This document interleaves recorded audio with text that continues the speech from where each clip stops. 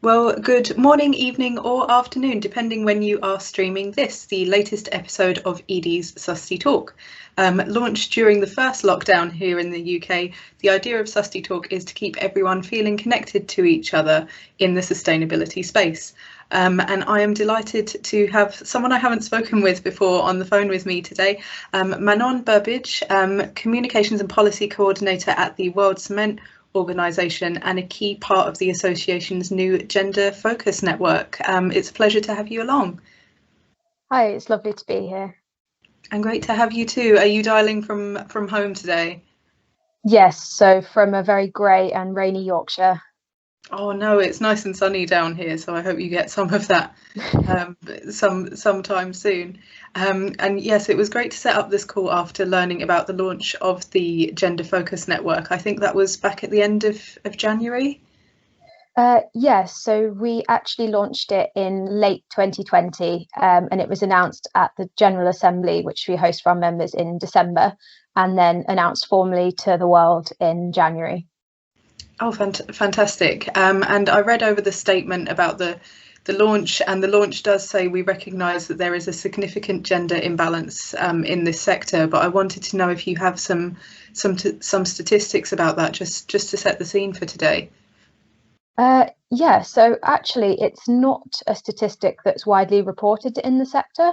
So we know that the big four companies in the cement industry generally have about 15% of women. In the US, I think that's about 13%. But actually, there's not very much data actually available. In the construction industry, it's about 20%, I think. So it's on the whole very low. Mm-hmm. For sure. And why do you think that is? So has the association or the network been tracking some of the contributors to that trend?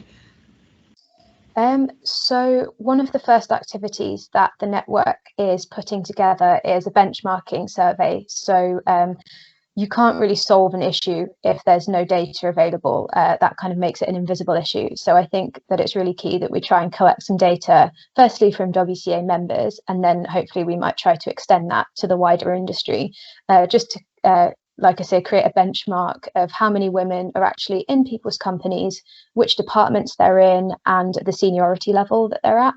Mm-hmm.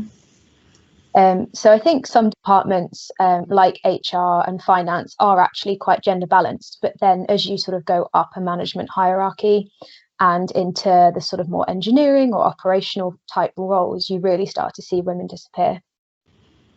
And will you be looking at sort of the reasons behind that? So the drivers, even before you get into corporate. So, for example, skills training, things like that. So I think part of the issue, on the one hand, is education. So in many countries, that there's a much lower uptake by women in STEM subjects. Particularly in engineering, and as many as 2/3 of people in cement management have engineering backgrounds. So actually, we really need to rewind completely and look at the issue before girls and women are entering the workforce, and trying to encourage them to take up STEM subjects in higher numbers. So that's partly program that could be greater outreach into schools and universities, and part of that is also, I guess, on the schools and universities themselves to be showing, girls can actually do this, girls can be engineers and mathematicians, and showing it's possible. It sounds like there's a culture and communications piece there then, as well as the education piece. Mm-hmm. I think that's really tricky because, as we're a global organisation, the issue sort of, you can't be prescriptive.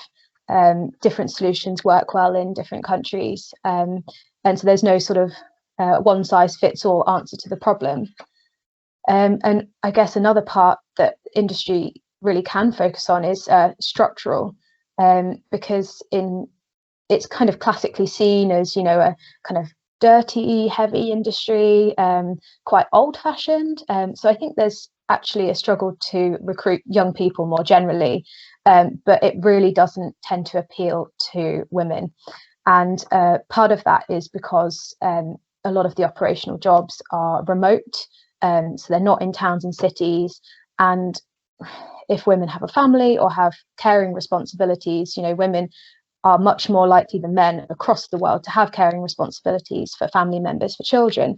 It's not possible for them to go and live and work away at plants, that are remote for long periods of time. And in some areas, there's just not the facilities for women. There's not even the toilet, women's toilets in some areas. So there's some real structural barriers that need to be overcome as well. Mm-hmm. For sure, and I found it interesting that in the launch there was a mention of SDG 5, which is all about gender equality, and you've mentioned there how it needs to touch on other SDGs relating to infrastructure, education, and culture. And because this is for sustainability professionals, I did want to touch on what you think are going to be the wider sustainable development benefits of the work of this network.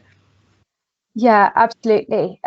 So I think one of the things that when speaking to the network, as I touched on before, this kind of classic old heavy industry, that kind of image is shifting as we're looking towards more modernization, more digitalization, more focus on the environment. And I think that will start to attract more women. Women are traditionally more engaged in sustainable and environmental issues. As well as being more vulnerable to the negative effects of climate change on the whole, for various socioeconomic reasons. So I think that attracting more women to the workforce will bring a greater diversity of views, a greater sort of, range of ideas, issues that sometimes men just don't consider. And that in turn will lead to better and sort of more holistic decision making across the industry, and hopefully start to go up the management hierarchy so that we're seeing women in the very top positions.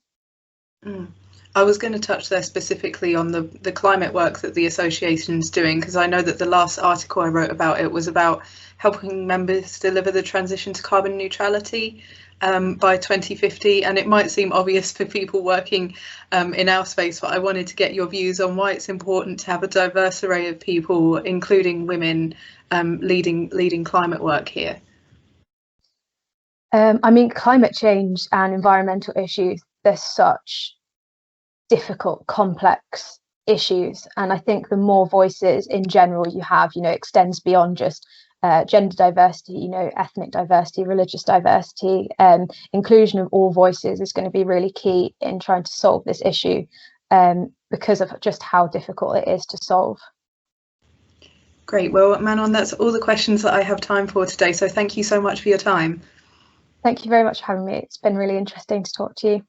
And you. And if anyone has enjoyed listening to this, and I really hope you have, you can find all of the past episodes of our Susty Talks on our YouTube channel or on edie.net by searching Susty Talk. And we are going to be running these at least once a week going forward, so keep an eye out for the next episodes. It's a thank you very much from me, and a thank you very much from Manon. Thanks.